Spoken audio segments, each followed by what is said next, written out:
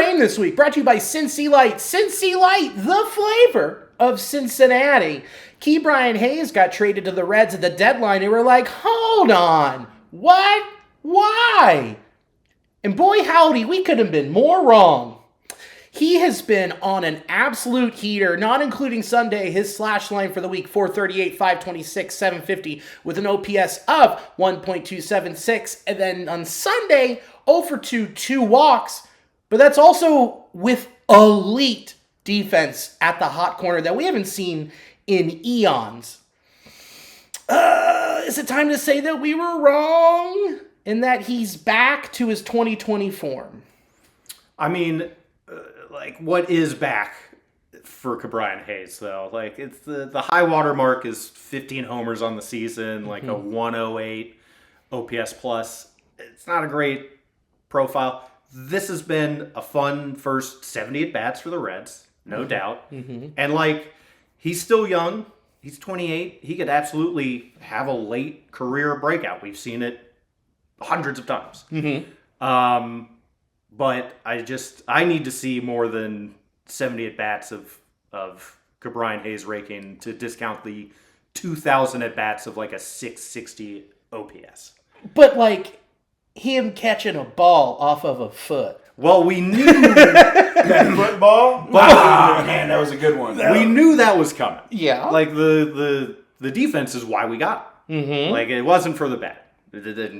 No question. It was not for the bat. So I'm excited to see that defense every day. We've seen Brian Hayes highlights, but it's not, you don't understand that it's every single game he's making a play that's saving a run probably. Yeah. I mean, it's having that defense out there is a game changer. And if we can get even half of his current production, then that's a productive play. That's a win. It's a win. Yeah. And that contract was front-loaded. We're not paying him a lot of money. He's under wraps post all this CBA nonsense. So it's nice to have someone locked in at a cheap rate. You don't know what contracts are going to look like after this next CBA. So, I mean, it's a good trade.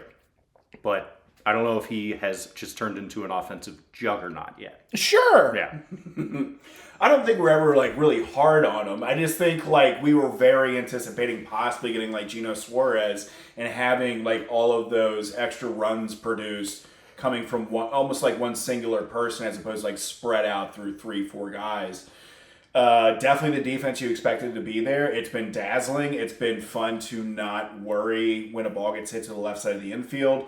Whereas before you felt oh my goodness, please don't do something here to throw the ball away or just boot it. Whereas now you feel that's the vacuum corner. And he's been swinging a pretty good bat. He's been hitting the ball opposite field a lot, and he's had some clutch hits. And he's swinging, a good bat so far in a Reds uniform. So so far in the 70 at bats, it's been enjoyable. Yeah. So we'll see if he can continue. You feel the defense will be there. Offense, I mean, hopefully this is just more of something similar of an area for him to level up to. Yeah, I mean, you can tell him. You can tell with him that he's swinging a better bat. Considering, I mean, what was that Friday with the line drive where it just went over the left fielder's head? He just couldn't judge it. It just zip, boom, went down and hit the wall. He's getting good contact again. He is finding what made him a StatCast darling in 2020 with exit velo and barreling it up. But what you said, 70 ABs is nothing compared to what else has been there from what we've gotten. So I am not going to fully apologize for being a schmuck. Not going to do that yet, but this is a very encouraging start, and I'm really excited to see that he's motivated to be here, and he clearly wants to be here. Yeah. He's wait, I get to go try and play for the playoffs? Yeah, I'm sure it's exciting to get off the Pirates roster. Oh, man, I get to use this thing and not just give up. And, I mean, a couple weeks before we traded for him, there's a Fangraphs article about how he needs a swing change because he was, the exit velos were great, but he was just driving it right into the fucking ground every time. And we're starting to see him elevate a little bit more. The swing path looks the same. I don't know what adjustments he's really made. It all looks the same, but, it could just be something minor just to get the ball in the air. Because if he puts the ball in the air, he's going to spray line drives. Yes. It's probably about where he's meeting the ball. Yeah. That too. And he's, he was behind and just putting it into the ground. Yeah. He was getting a little bit more ahead of it. Hey, I mean, new team, new attitude, and it's been paying dividends so far. Yes. So I'm excited to have him on the club. I'll take it. Yes. But I'm also going to be like, we'll wait till the end of the year before I issue a full apology. Yeah. I was close last week. Yeah.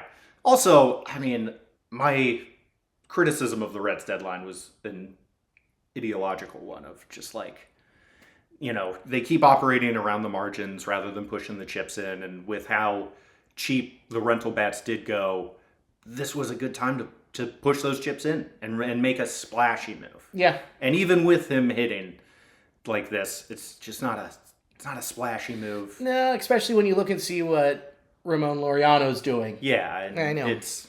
And even O'Hearn's had a hot bat too for them. And it's also still improbable that this is happening.